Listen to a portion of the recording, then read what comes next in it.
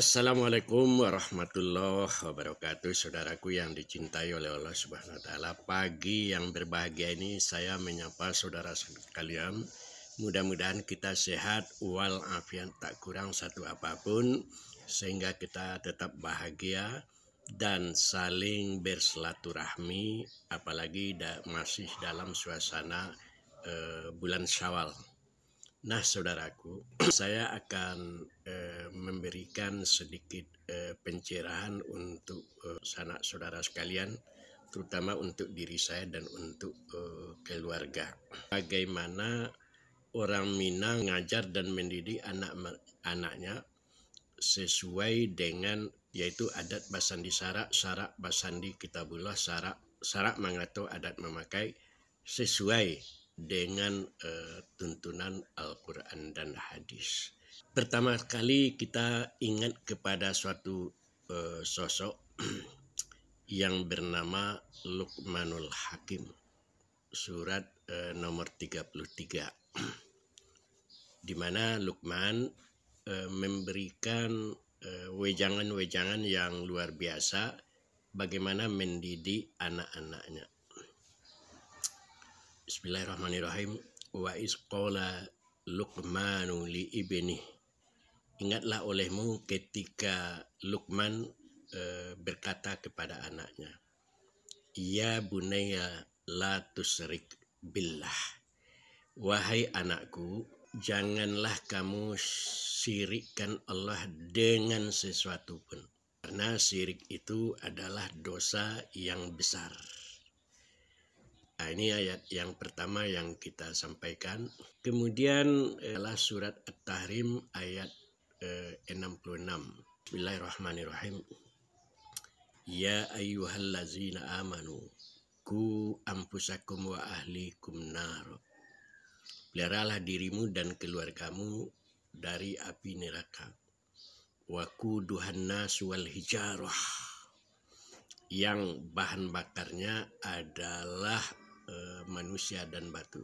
Oleh malaikat, alaihal malaikah.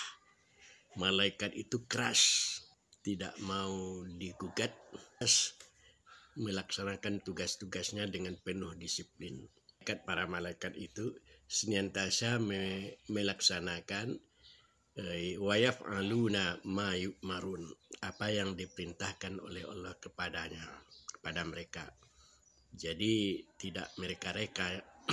Jadi perintah itu tidak tawar-tawar, keras, rasa disiplin untuk mengerjakannya. Kemudian yang ketiga adalah surat An-Nisa ayat 9.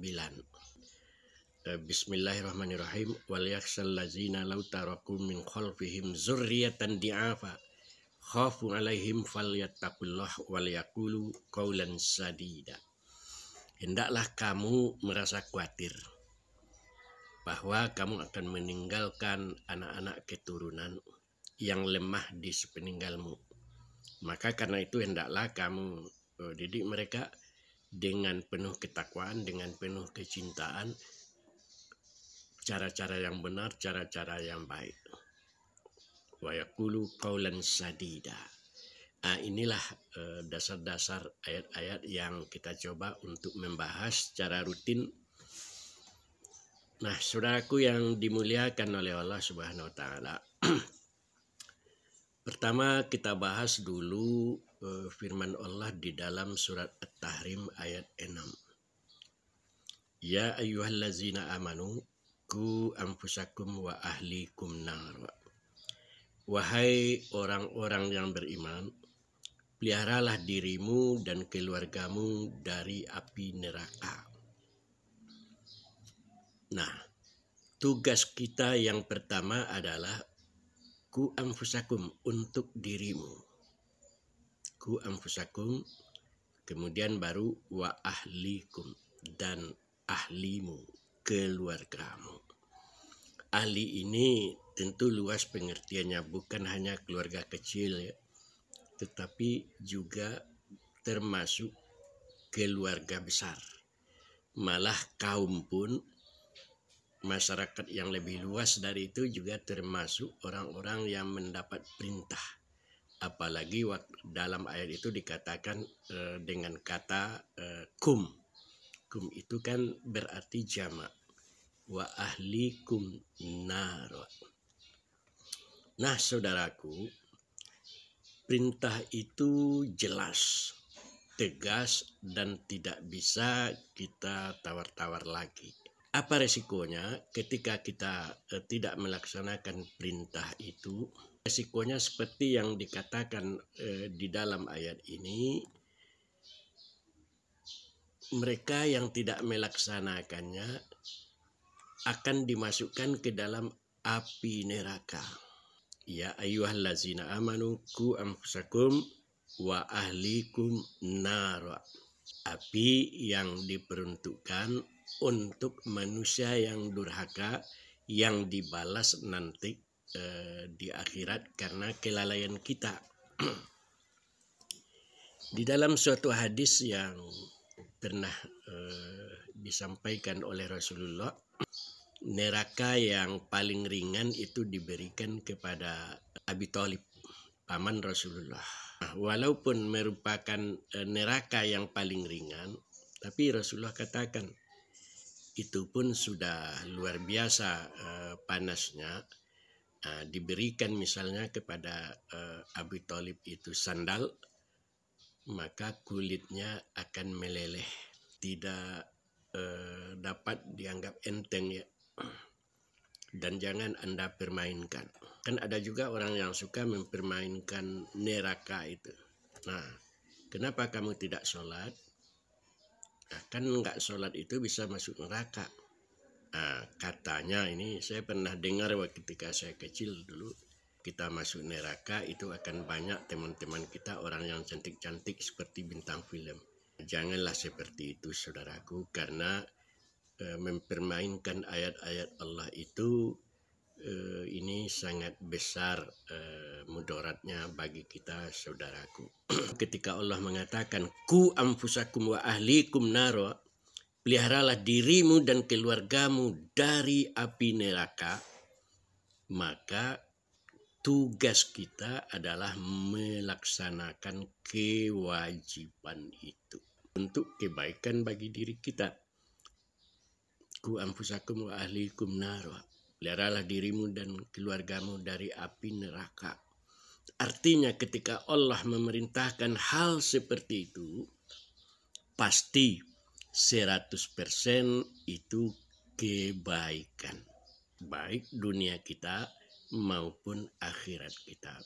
Nah, ketika Allah memerintahkan sesuatu, itu penuh manfaat. Dan manfaatnya itu adalah untuk kita sendiri. Jadi kebaikan itu bukan untuk Allah, tetapi untuk diri kita. Kalau kita tidak mau melaksanakannya, maka itu artinya kita durhaka kepada Allah. Dan berkeinginan malah menggiring kita untuk terpelosok ke dalam api neraka. Nah, kaum muslimin yang dimuliakan oleh Allah, adat basandi sara basandi kitabullah, sara mangato adat memakai. Surga di iman taqwa. Kalau kita ingin memperoleh surga, maka kita harus memperkuat keimanan kita. Iman kita tidak boleh sumbing, tidak boleh goyah. Kita yakin dengan sepenuh hati bahwa Allah itu Tuhan kita. Raditu billahi robba, wabil islam madina, wabi muhammadin nabiyya wa rasulah. Aku ridho kepada Allah dengan segala ketentuan, dengan segala perintah, dengan segala ajaran, dan dengan segala kebaikan-kebaikan yang akan kita raih dengan sebaiknya kalau kita melaksanakannya. Maka ketika Allah menetapkan sesuatu terhadap diri kita, raditu billahi robba, aku ridho kepada Allah, aku ridho dengan segala perintahnya itu, aku ridho dengan larangan-larangan yang diberikan oleh Allah kepada kita yang wajib kita jauhi. Sifat ridho inilah yang sangat tinggi nilainya. Memerintahkan maka ucapan kita adalah sami'na wa ata'na. Kita dengar dan kita laksanakan. Sarugo di iman taguh. Narako dek parangai buruk. Dek perbuatan yang tidak baik. Pekerjaan-pekerjaan yang tidak sesuai dengan ajaran Allah itu menyebabkan seseorang akan masuk neraka. Karena itu jauhilah perbuatan buruk itu. Dalam pikiran seseorang bisa jadi apa yang menguntungkan terhadap dirinya itu dianggap suatu kebajikan. Kalau tidak menguntungkan kepada dirinya, mereka menganggap bahwa kebaikan itu adalah sesuatu yang berguna untuknya, walau misalnya dia melaksanakannya dengan cara-cara yang tidak baik. Malah mengandung materi-materi yang tidak baik. Dia menganggap itu baik karena dia merasa itu beruntung. Artinya apa? Dia tidak melaksanakan sesuatu yang dituntun oleh Allah dan Rasulnya sesuai dengan arahan Allah dan Rasulnya itu. Dia menilai kebaikan itu berdasarkan pemikiran, berdasarkan angan-angan, berdasarkan perasaan dan keinginan yang ada. Tegasnya berdasarkan nafsu serakahnya. Dan kalau itu yang terjadi, maka orang itu akan ditunggangi oleh nafsu syahwat. Tunggangannya itu lebih berbahaya dari tunggangan kencang yang dapat menabrak diri kita ke dalam jurang. Tetapi tunggangan yang melanggar ketentuan-ketentuan Allah dan Rasulnya menyebabkan cepat ke neraka jahanam.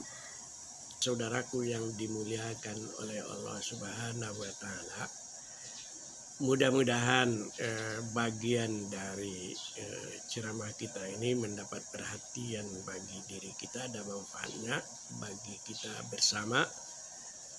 Sebelumnya saya mengucapkan terima kasih banyak dan jangan lupa di-share kepada yang lain untuk meraih amal ibadah sebanyak-banyaknya.